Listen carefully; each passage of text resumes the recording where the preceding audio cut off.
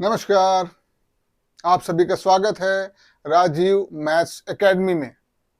आज के इस वीडियो में हम लोग सर्किल यानी कि वृत्त के बारे में डिस्कस करेंगे। सर्किल से संबंधित सभी परिभाषाओं को जानेंगे और उससे संबंधित कुछ प्रश्नों को भी हल करेंगे। तो सबसे पहले देखते हैं सर्किल की डेफिनेशन। क्या कहते हैं सर्किल को?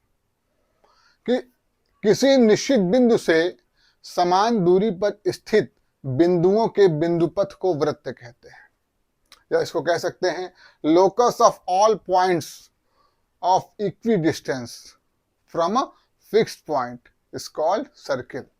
समझते हैं इसको।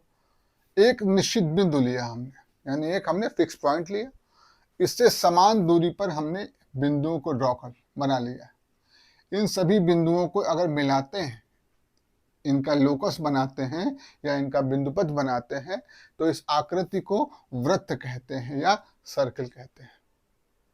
जहां पे जो ये निश्चित बिंदु है, ये कहलाता है सेंटर या केंद्र सर्किल का, और जो समान दूरी है, जिस दूरी पर हमने बिंदुओं को लिया हुआ है, उस समान दूरी को हम कहते हैं रेडियस या त्रिज्या।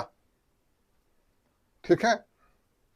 अब कुछ उदाहरण भी जान लेते हैं कि सर्किल के उदाहरण में हम किसको बोल सकते हैं।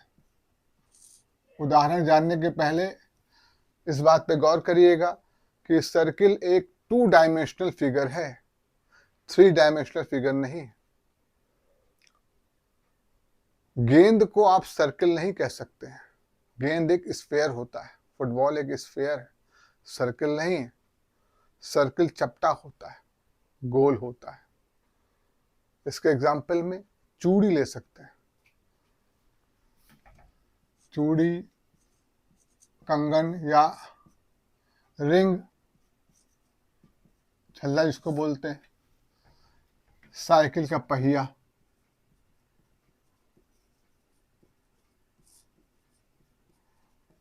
अब साइकिल का पहिया देखिए। साइकिल के पहिए से आप सर्किल को काफी अच्छे से समझ सकते हैं।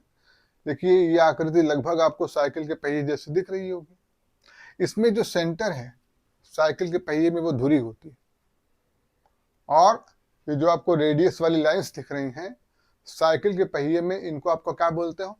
तीलियां बोलते हो, साइकिल की तीलियां। तो ये आकृति लगभग कैसी है? एक साइकिल के पहिए के समान है।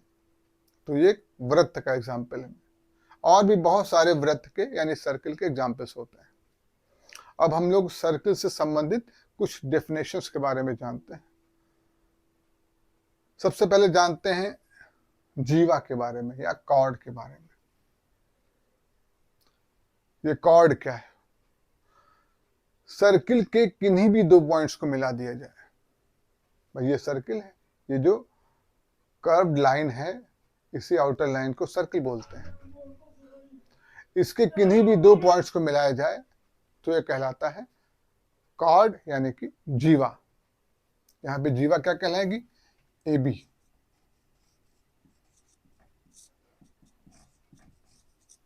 AB जीवा। देखिए, यहाँ पे नीचे हमने एक और चीज लिख रखी है, चाप, जिसको बोलते हैं आर्क।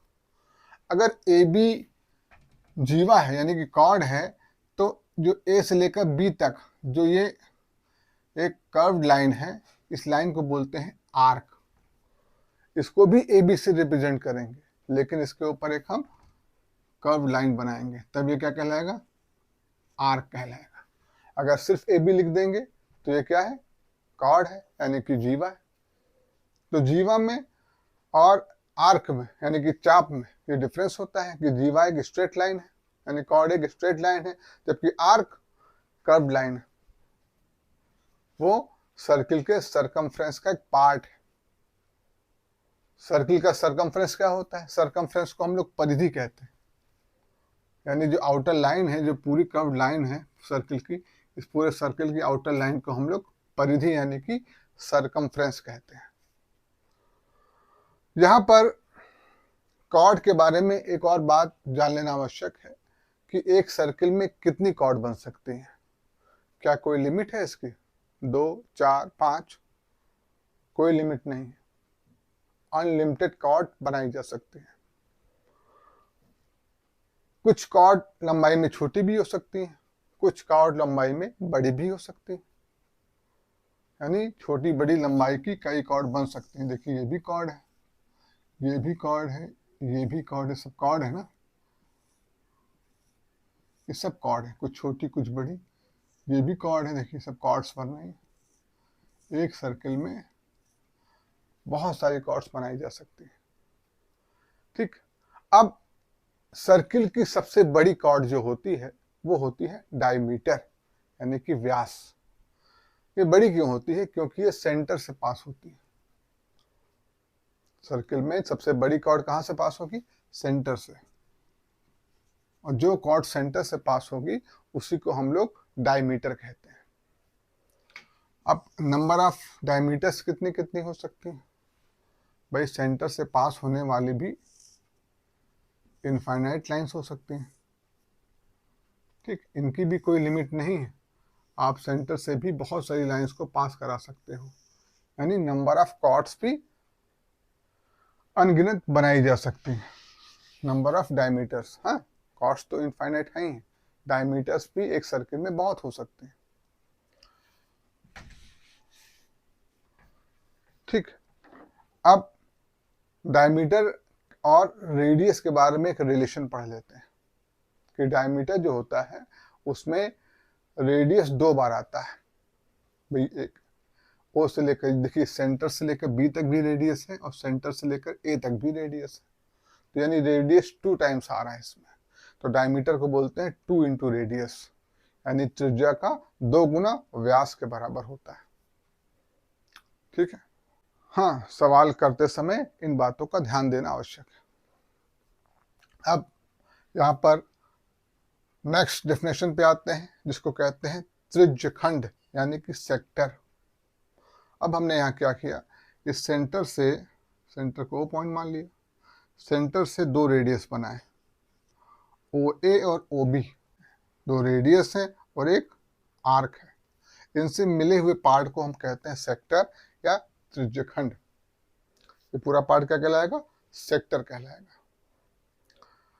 ठीक है, और इसी तरह अगर हम सर्किल में एक कॉर्ड ड्रॉप बनाते हैं, भाई कॉर्ड है, जैसे यहाँ पे हमने कॉर्ड बनाई थी वैसे यहाँ भी कॉर्ड बनाई, तो कॉर्ड के नीचे वाले पार्ट को भी सेगमेंट कहते हैं, कॉर्ड के ऊपर वाले पार्ट को भी सेगमेंट कहते हैं। तो जब भी कोई कॉर्ड ड्रॉ करते हैं तो वो सर्किल को 2 सेगमेंट में डिवाइड करते हैं। एक होता है स्मॉल सेगमेंट, एक होता है लार्ज सेगमेंट। स्मॉल सेगमेंट कौन सा होगा? जिसमें सेंटर नहीं होगा। देखिए सेंटर ऊपर है इस कॉर्ड के, तो नीचे वाला पार्ट क्या कहलाएगा? Small segment. ऊपर वाला पार्ट क्या है? Large segment. तो एक कार्ड सर्किल को 2 सेगमेंट में डिवाइड करती है। तो इन कुछ महत्वपूर्ण बातों के बारे में हमने जाना। अब हम सर्किल से संबंधित कुछ और बातों के बारे में भी जानने की कोशिश करते हैं। तो देखते हैं कि अगर किसी सर्किल में कोई लाइन सर्किल को एक पॉइंट पर टच करे, सिर्फ एक पॉइंट पर टच करते हुए जाए, तो ऐसी लाइन को कहते हैं टैंजेंट। क्या कहते हैं? टैंजेंट। इसको बोलते हैं स्पर्श रेखा। तो स्पर्श रेखा क्या होती है? जो सर्किल को सिर्फ एक पॉइंट पर टच करती है। और जब 2 पॉइंट पर कट करती है उसको तो हम कॉर्ड बोलते हैं, लेकिन एक पॉइंट पर टच करने वाली लाइन क्या कहलाती है? टैंजेंट कहलाती है। देखिए अब पी पॉइंट पर ये सर्किल को टच कर रही है। इसमें एक और खास बात होती है, अगर इस सेंटर को इस पी पॉइंट से ज्वाइन किया जाए, ठीक है, ये रेडियस कहलाए, तो जो रेडियस है ये इस टेंजेंट पर परपेंडिकुलर होता है, मतलब 90 डिग्री का एंगल बनाता है, यानी OP perpendicular to A B. P क्या है? स्पर्श बिंदु है, जिस पॉइंट पर टच कर रहा है सर्किल को ये लाइन। हाँ, ये जो लाइन जो हमने ये साइन बनाया है, इसको बोलते हैं लंब, यानी परपेंडिकुलर। ओपी इज परपेंडिकुलर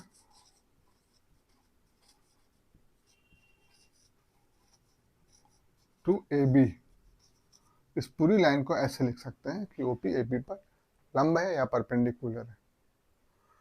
ठीक है, आते हैं नेक्स्ट बात पर कि अगर किसी एक एक्सटर्नल पॉइंट से सर्किल पर दो टेंजेंट बनाई जाए। देखिए यहाँ पे एपी भी टेंजेंट है और ए से क्यू भी एक टेंजेंट बनाई गई है। टेंजेंट क्यों है? क्योंकि ये लाइन सर्किल को एक पॉइंट पे टच कर रही है, ए क्यू लाइन भी एक पॉइंट पे टच कर रही है, तो ये दोनों ही टेंजेंट है। अगर एक ही पॉइंट से दो टेंजेंट ड्रॉ की जाती हैं किसी सर्किल पर, तो उन दोनों टेंजेंट की लेंथ इक्वल होती है, यानी कि टेंजेंट AP इक्वल टू आएगा टेंजेंट AQ। AQ और AP टेंजेंट यहाँ पे बराबर होंगे, लेंथ पे बराबर होंगे। ठीक है, क्योंकि दोनों टेंजेंट्स एक पॉइंट पर मिल रही हैं, ए पॉइंट पर।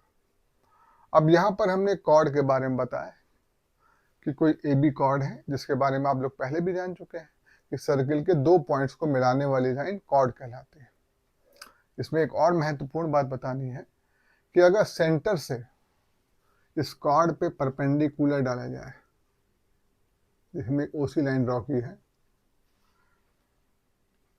If OC perpendicular to AB, देखिए ये परपेंडिकुलर का साइन होता है, यहां हमने बताया भी आपको।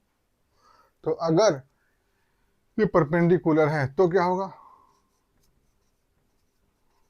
तो ये लाइन इस कॉर्ड को दो इक्वल पार्ट्स में डिवाइड करेगी, देन AC इक्वल टू होगा BC के। AC पार्ट और BC पार्ट इक्वल होंगे।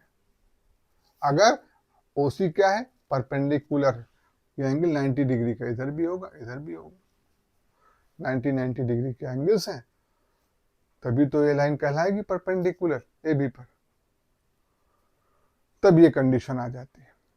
किसी कॉर्ड पर अगर सेंटर से परपेंडिकुलर डाला जाए तो वो कॉर्ड सेंटर को बाइसेक्ट करती है, मतलब दो इक्वल पार्ट्स में बांटती है। AC की वैल्यू किसके इक्वल आई? BC के इक्वल आई। आइए कुछ और बातों के बारे में जानते हैं।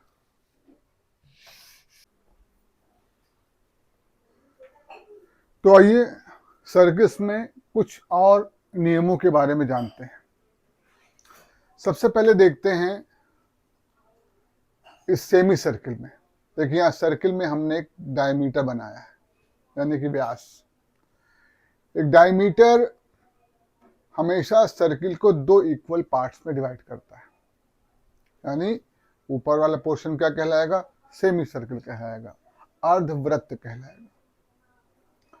तो अर्धवृत्त में यानी कि सेमी सर्किल में अगर कोई भी एंगल बनाया जाता है डायमीटर के एंड्स के द्वारा, तो वो एंगल हमेशा 90 डिग्री का होता है। देखिए यहाँ पे AB ने एक एंगल बनाया ACB, सी पॉइंट कहाँ पर है? सर्किल में। तो इसको क्या बोलेंगे? अर्धवृत्त पर बना कोण समकोण होता है। Angles on semi circle is 90 degree, यानी कि एंगल ACB इसकी वैल्यू कितनी होगी? 90 डिग्री होगा। ठीक है, इस बात को आपको ध्यान देना है, इनका यूज सवालों में होता है। ठीक है, यानी कोई भी डायमीटर अगर सर्किल पे कोई एंगल बनाता है तो वो हमेशा 90 डिग्री का होगा। सेकंड थ्योरम पे आते हैं। इसमें है कि सर्किल का कोई आर्क यानी कि कोई चाप सेंटर पे एंगल बना रहा है, और ये देखिए एक सर्किल पे भी एंगल बना रहा है। इसी आर्क PQ द्वारा एक एंगल सेंटर पे बनाया जा रहा है और एक एंगल इस सर्किल के एक पार्ट पे बनाया जा रहा है। Angle PAQ and angle POQ, दो एंगल्स हैं। नियम ये कहता है कि कोई चाप अगर केंद्र पे कोण बनाता है तो वो वृत्त पे बने कोण का 2 गुना होता है, यानी कि angle formed by arc on a center is double the angle formed by the arc on the circle. यानी आर्क ने जो सर्किल पे एंगल बनाया है, अगर वो थीटा है तो सेंटर पे बना एंगल कितना हो जाएगा? 2 थीटा हो जाएगा। ठीक, इसको क्या लिख सकते हैं? Angle POQ equal to 2 into angle PAQ। PAQ का डबल एंगल है। ठीक है, बात समझ में आई ना? कोई भी आर्क, देखिए PQ एक आर्क है, सर्किल के एक पार्ट को आर्क बोल सकते हैं या चाप कहते हैं उसको। तो चाप के द्वारा एक कोण बना है बिंदु A पर यानी सर्किल पर, अगर वो थीटा है तो इसी चाप के द्वारा केंद्र में बना कोण कितना होगा? 2 थीटा होगा। एग्जाम्पल में, अगर कोई आर्क सर्किल पर 30 डिग्री का एंगल बना रही है तो सेंटर पे कितना एंगल बनाएगी? 60 डिग्री का। सेंटर पे एंगल जस्ट डबल हो जाता है। इस बात का आपको ध्यान देना है। आइए हम लोग नेक्स्ट थ्योरम पे आते हैं, अगले नियम पर, कि अगर किसी आर्क के जरिए सर्किल के वृत्तखंड में यानी वृत्त के वृत्तखंड में कहीं भी कोण बनाया जाए तो हमेशा बराबर होंगे। देखिए आर्क PQ है, वृत्तखंड कहलाएगा ये वाला, ये पूरा भाग एक दूसरा वृत्तखंड हुआ। इस वृत्तखंड पे एक कोण A बन रहा है, एक कोण B बन रहा है, तो ये दोनों ही कोण आपस में समान होने चाहिए। अगर इसका मान थीटा है तो इसका मान भी थीटा होगा। इसको क्या बोलते हैं? एक ही वृत्तखंड में बने कोण समान होते हैं। Angle on same segment, angle on same segment are equal. क्योंकि एक ही वृत्तखंड है, यहां से यहां लेकर यहां तक ये पूरा एक वृत्तखंड कहलाएगा। इस वृत्तखंड के किसी भी बिंदु पे कोण बनाया जाएगा तो वो हमेशा आपस में इक्वल होंगे। ठीक है, अगर एंगल A 40 डिग्री का है तो एंगल B भी 40 डिग्री का होगा। इसको यहाँ लिख देते हैं, मेंशन कर देते हैं, एंगल PAQ इक्वल होगा एंगल PBQ के। ये दोनों इक्वल होंगे। तो ये तीनों बहुत इंपॉर्टेंट थ्योरम्स हैं, इनका यूज क्वेश्चंस पे बहुत होता है। ठीक है, आइए कुछ और थ्योरम्स के बारे में जानते हैं।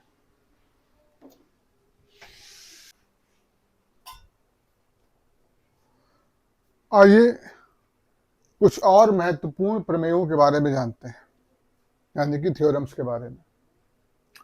देखिए एक सर्किल में यहाँ पे हमने खींची है एक टेंजेंट यानी कि स्पर्श रेखा, जो कि इसको बिंदु A पर टच कर रही है सर्किल को। अब ये स्पर्श रेखा द्वारा एक जीवा बनाई गई है यानी कि कॉर्ड बनाई गई है AB। इस AB ने इस टेंजेंट के साथ अगर थीटा एंगल बनाया है, कितना एंगल? थीटा एंगल, तो इस कॉर्ड द्वारा इस सामने वाले सेगमेंट में, इस कॉर्ड द्वारा अल्टरनेट सेगमेंट में बना एंगल इस एंगल के इक्वल होगा।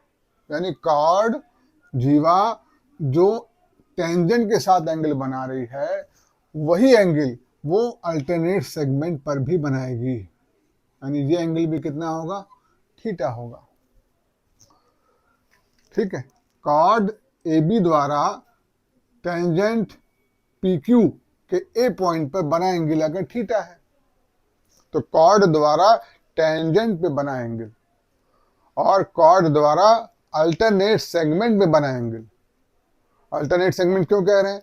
क्योंकि अब ये वाला पार्ट, तो छोटा वाला पार्ट है जिसमें कॉर्ड बनी हुई है, इसने यहाँ पे एंगल थीटा बनाया है, तो इस सेगमेंट को छोड़कर जो सामने वाला सेगमेंट है, इस सेगमेंट पे किसी भी पॉइंट पर अगर ये कॉर्ड एंगल बना रही है तो वो एंगल इस एंगल BAQ के इक्वल होगा। इसको बोलते हैं एकांतर वृत्तखंड के कोण, यानी एंगल्स इन अल्टरनेट सेगमेंट। तो एंगल बी ए क्यू इक्वल होगा एंगल ए सी बी। यही कहलाता है अल्टरनेट सेगमेंट के एंगल। ठीक है, अब नेक्स्ट डायग्राम पे आते हैं। इसमें देखिए हमने एक क्वाड्रिलेटरल बनाया है। इस क्वाड्रिलेटरल के चारों पॉइंट सर्किल पर हैं।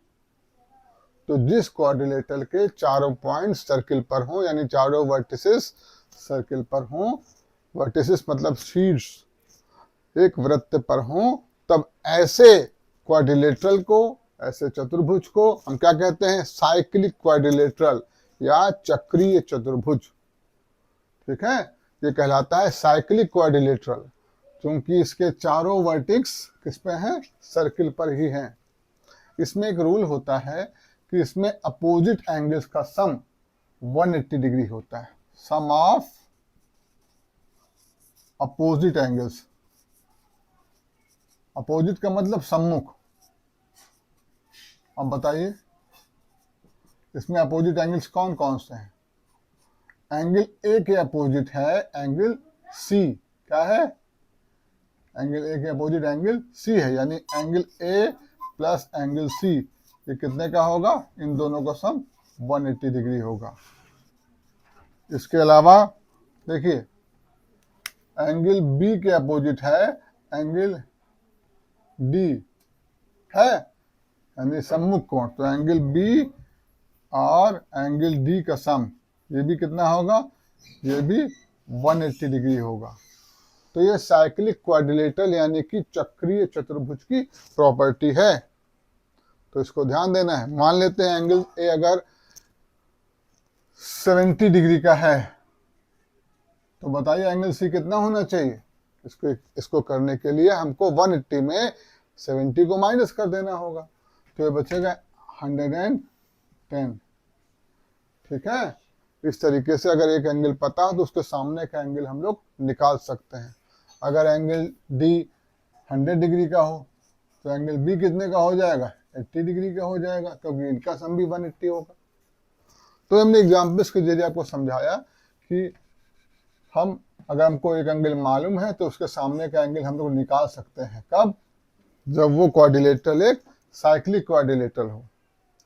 आइए अब सर्किल से संबंधित कुछ सूत्रों को जानते हैं।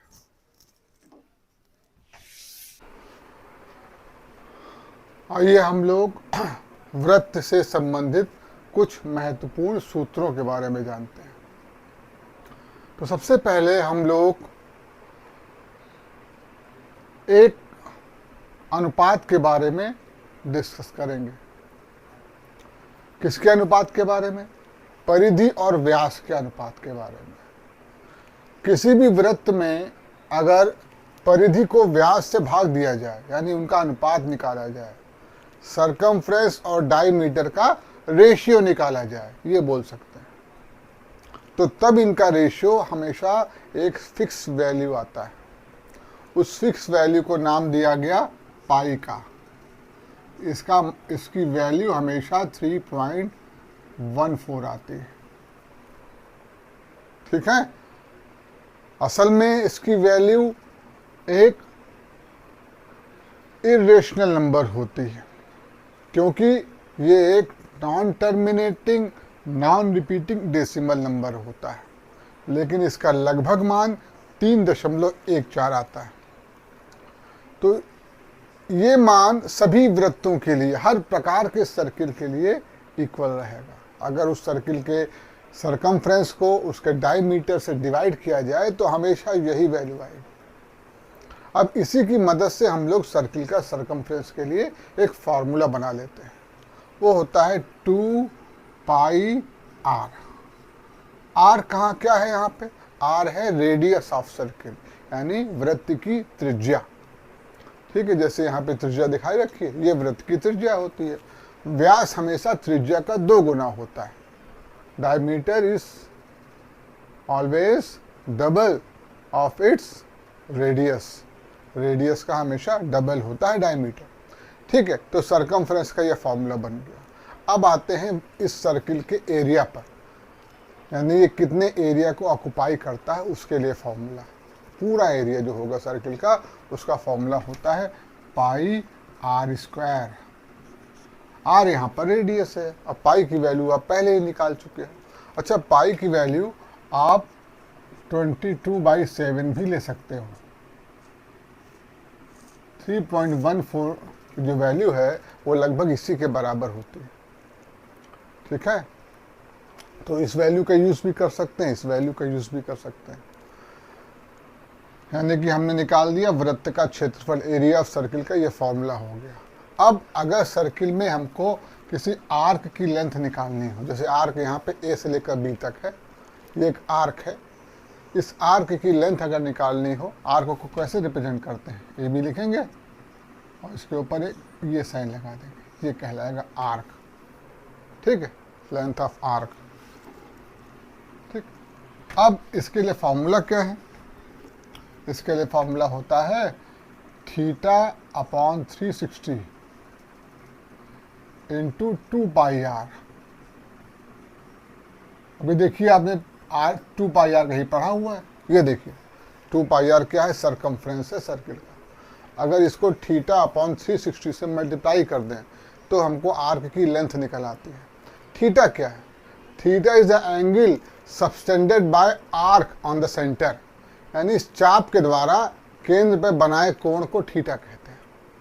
अगर थीटा की वैल्यू पता होगी और हमको रेडियस पता होगा, रेडियस आप जान ही रहे, ये रेडियस है, वृत्त की त्रिज्या। पाई का मान भी हमको मालूम है 22/7 या 3.14। तो इस तरीके से आप लेंथ ऑफ आर्क निकाल सकते हो। आइए कुछ और फॉर्मूले के बारे में जानते हैं। अब देखते हैं किसी सेक्टर का एरिया निकालने का क्या फॉर्मूला होता है। एरिया ऑफ सेक्टर मतलब त्रिज्य खंड का क्षेत्रफल। इसका फॉर्मूला होता है θ/360 into pi r square. R radius है जैसा कि आप जानते हो, आर क्या है? रेडियस। थीटा क्या है?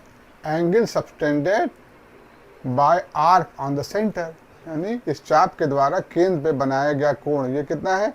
थीटा। देखिए बना हुआ ना यहाँ पे थीटा। तो इस फॉर्मूले से हम सेक्टर का एरिया निकाल सकते हैं। अब सेक्टर के बाद आते हैं माइनर सेगमेंट पर। एक कोई अगर कॉर्ड ड्रॉ कर देते हैं तो कॉर्ड के एक तरफ वाला हिस्सा, जो छोटा हिस्सा होगा उसको माइनर सेगमेंट बोलेंगे, जो बड़ा हिस्सा होगा उसको मेजर सेगमेंट बोलेंगे। तो माइनर सेगमेंट का एरिया निकालने का क्या फॉर्मूला होता है? इसके लिए हम क्या निकालते हैं? पहले एरिया ऑफ सेक्टर निकालते हैं। एरिया ऑफ सेक्टर, इसमें से माइनस करते हैं एरिया ऑफ ट्रायंगल। इसमें देखिए एक ट्रायंगल बन रहा है AOB, इस ट्रायंगल के एरिया को माइनस कर देते हैं तो क्या निकल आता है? एरिया ऑफ माइनर सेगमेंट निकल आता है। देखिए यहाँ पे सेक्टर के एरिया का फॉर्मूला तो आपके पास है। अब ये ट्रायंगल में एंगल जिस हिसाब से गिवन होगा और उसके हिसाब से हम इस ट्रायंगल का एरिया निकाल देंगे और माइनस कर देंगे तो आ जाएगा एरिया ऑफ माइनर सेगमेंट। जब हमको मेजर सेगमेंट का एरिया निकालना होता है तो हम एरिया ऑफ सर्किल, इसमें से माइनस करते हैं एरिया ऑफ माइनर सेगमेंट को। यानी कि अब हमको अगर मेजर सेगमेंट का एरिया निकालना है तो पहले हमको माइनर सेगमेंट का एरिया निकालना पड़ेगा। उसको सर्किल के एरिया में से माइनस कर देंगे तो आ जाएगा एरिया ऑफ मेजर सेगमेंट। इस तरह हम वृत्त से संबंधित सूत्रों को जान पाए। इनका उपयोग करना भी हम लोगों को सीखना है। नेक्स्ट वीडियो में हम सर्किल से संबंधित क्वेश्चंस और एग्जाम्पल्स देखेंगे। आज के वीडियो में बस इतना ही। मिलते हैं नेक्स्ट वीडियो में। जय हिंद, जय भारत।